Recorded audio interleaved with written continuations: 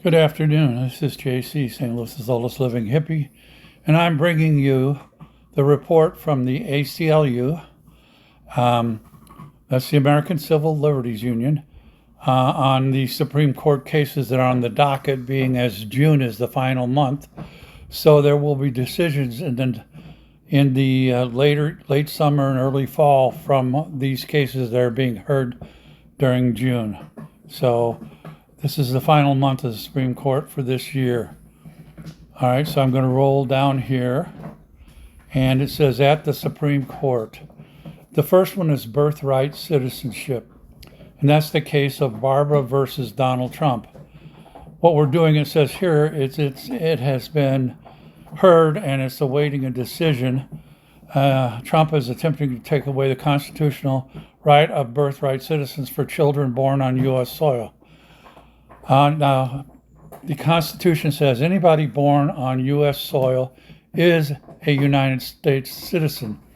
And also, it covers people born in foreign countries to U.S. citizens. My son was born in Vancouver, British Columbia. He has dual citizenship. He has Canadian and U.S. citizenship. And I'm not just talking out my ass. I looked it up, I checked it out, and by the Constitution, he has citizenship in the United States, and by Canadian laws, he has citizenship in Canada. And the only way that can change is if he confirms to one or the other as a full citizen. Okay, let's go on down here. Transgender girls and women in school sports. This is the case where it's West Virginia versus BPJ, and this also is awaiting decision at the Supreme Court. Becky is a West Virginia student and high school sophomore. As she was preparing to begin middle school, West Virginia passed a law categorically banning transgender girls from playing on girls' sports teams. So that's what we're talking about there. The ability for girls like Becky, who runs cross-country track, to participate in sports.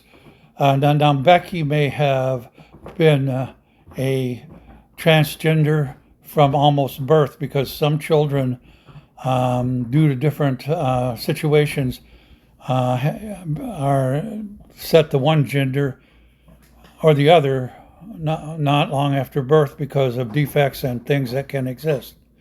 Or as they grow up genetically, they may tend toward one gender or the other gender. We have genotypes and phenotypes. Genotype is what your genes are. Phenotype is what you display as. You can have male genotype but have a female phenotype, okay, and vice versa. Now, this is the criminal justice and the Second Amendment. The United States versus Hermani.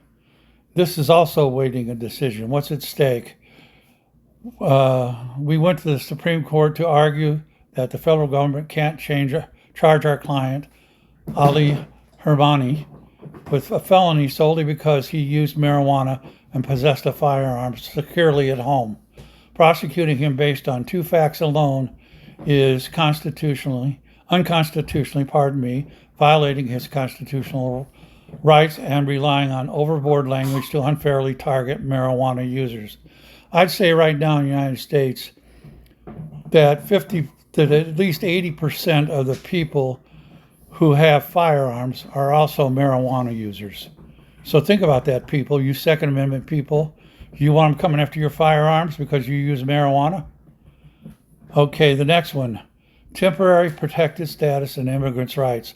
This is Mullen versus Dahlia Doe. This is also awaiting a decision.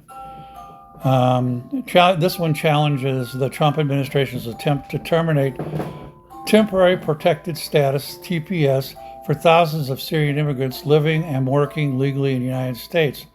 This case could affect the future of the entire TPS program, including 1.3 million TPS holders from all 17 TPS designated countries, which has been a target of the Trump administration and is openly racist mass deportation agenda. My sister-in-law was Syrian.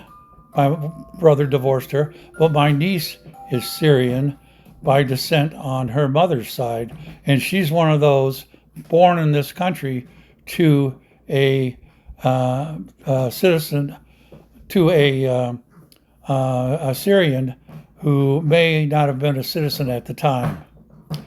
Medical privacy for trans kids and their families. This is Cole versus Blanche. Also awaiting decision. The Department of Justice is demanding a New York City hospital turn over private medical records about trans youth who've received gender-affirming care, so we're suing on behalf of their families. The goal of these subpoenas is clear. They want to pressure providers into dropping patients and obeying President Trump. And the ACLU is suing to stop that.